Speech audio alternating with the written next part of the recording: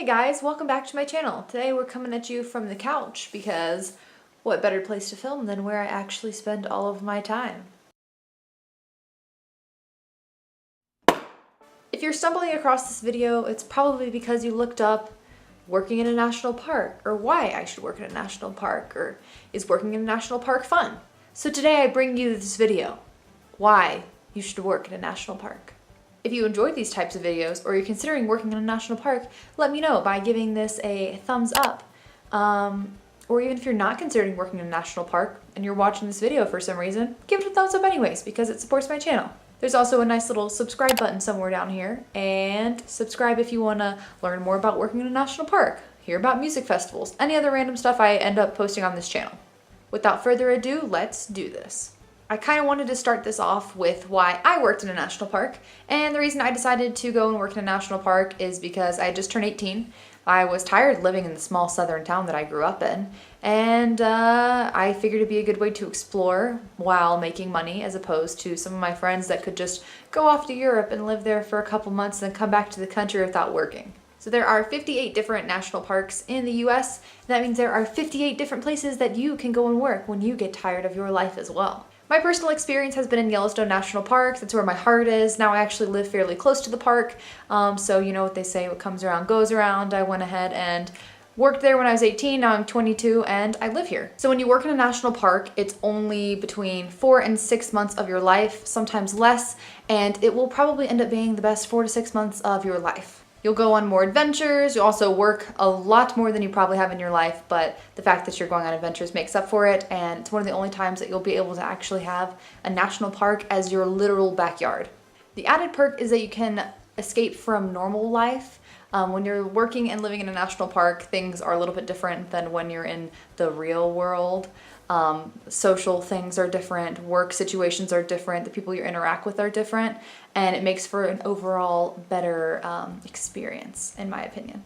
Like I mentioned earlier, if you can't afford an extended vacation, working in a national park is a great way to do so because you can still provide for yourself and be able to pay your phone bill and pay your car payment or your insurance, while also living and working somewhere that you can just, jet off and have fun.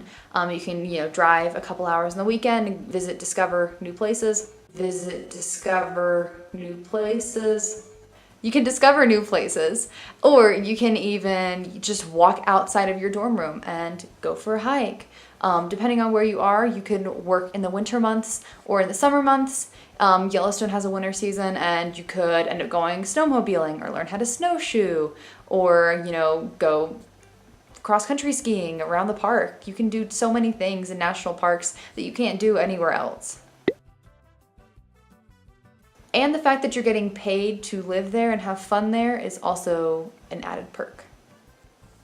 Gotta love the Apple Watch, stressing you out since May of 2017, which is when I got mine. I don't know when the Apple Watch was released.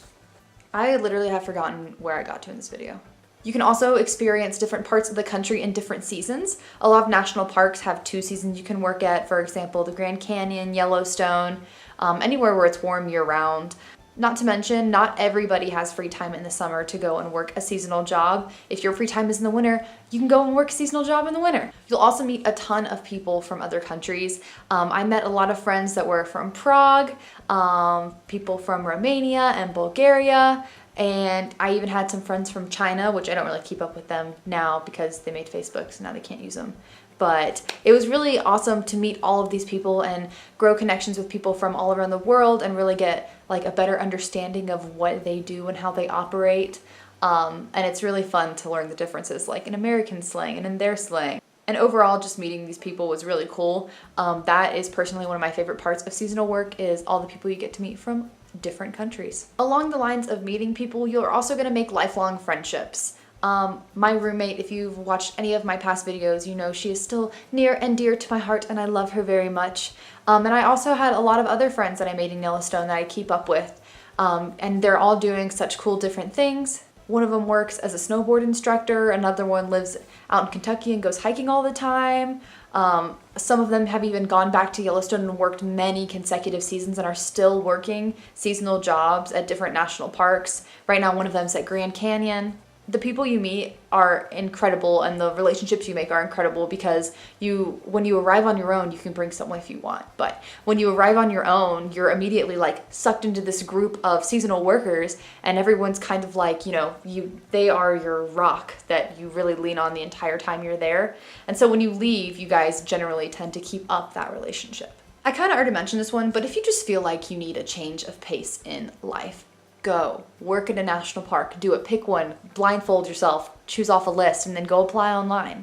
I don't care if you apply with Xanterra or Delaware North or the National Park Service and be like a part-time ranger. If like you're qualified and you can do that sort of thing, do it, because it's awesome just to be able to chillax, hang out in the woods for a little bit, hang out in the desert, at the Grand Canyon, wherever you want to hang out for a little bit, just kind of refresh your soul.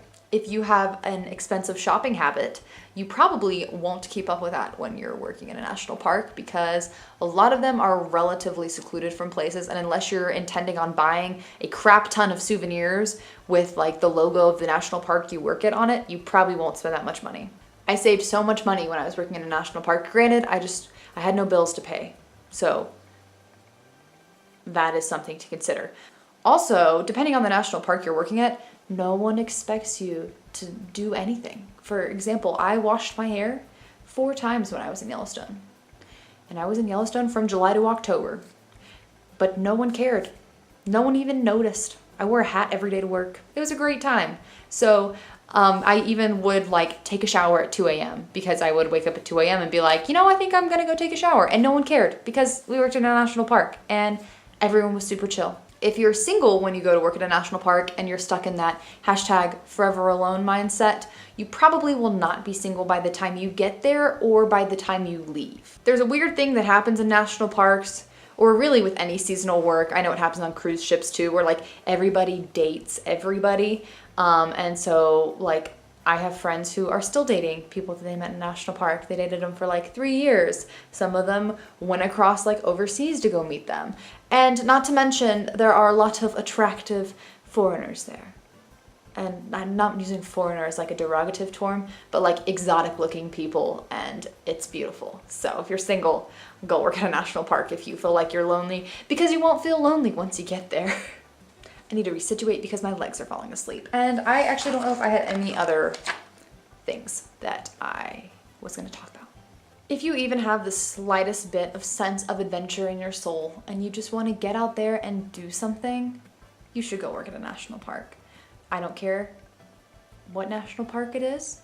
I'll advocate for Yellowstone till the day I die, but it's something that's worth doing for everybody. It's going to change your life, and you could hate it and you could love it. And if you hate it, guess what you do? You go home, you leave. You can drive back or fly back or quit whenever you want to. But chances are you're going to be like on your last day, so sad to leave. I remember the day I left Yellowstone, I had to drive alone to Denver, and that was like the loneliest day of my life. And like my friend Quinn and I went out to lunch like before I left, and I just remember being like so utterly sad. Side note, if you're going to go eat around Yellowstone, Garden, Montana has some good food. And K-Bar Pizza is really good and super underrated.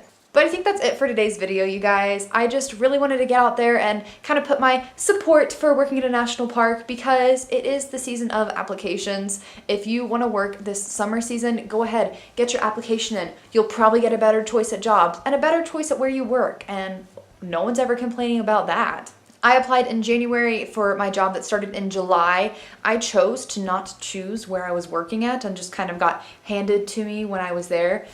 So, if you want to play the wild card, you can. But I do highly recommend going ahead and putting your applications in. Once your application is reviewed, if they're interested in you, they generally just do a phone interview. Obviously, you all know what a phone is. I didn't have to do this, but they'll do a phone interview, and it's pretty simple. A lot of the times, you'll end up getting the job as long as you sound pretty good on the phone, and that you can work there for a long enough period of time. The later you work in the season, the more likely they are just to be like, yes, please come work with us, because they do lose a lot of people at the end of the season, just due to, people's family emergencies, people getting super fed up with their jobs, because that happens everywhere, and people are always quitting jobs, no matter if you're in a national park or not. Or you could work there at the beginning of the season and experience a lot of cool, fun things, like in the dining rooms, they do something called shakedown, where the cooks practice making the food and the employees come and eat. There's just a lot of different perks to working every season in a national park. So whatever season you're choosing, whatever time of the year you're watching this in, please go work in a national park. Do what's best for you. It'll probably end up being super good for your mental health, for your spiritual health, for your physical health, because you'll get out there. Hashtag opt outside REI. I keep saying hashtag in this video.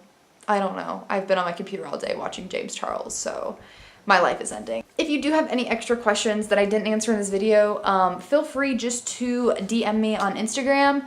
That is the easiest way to reach me, just because I have my phone on me a lot, especially just always, because I'm a 22-year-old millennial. What can I say?